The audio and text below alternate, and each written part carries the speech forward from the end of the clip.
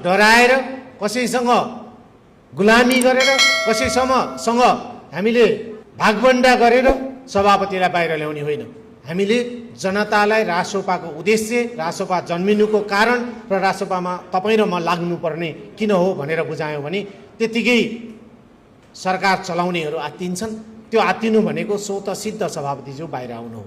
आदरणीय पार्टी सभापतिले आज केका लागि जेलमा आफ्नो दिन बिताइरहनु भएको छ हामीले मनन गरौँ एकछिन बेलुका घरमा बसेर।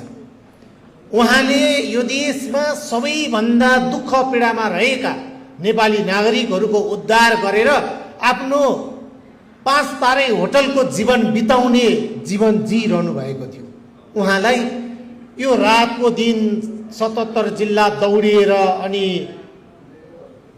दिनभरि कराएर बेलुका चाहिँ घाँटीको औषधि उपचार गरेर फेरि भोलिपल्ट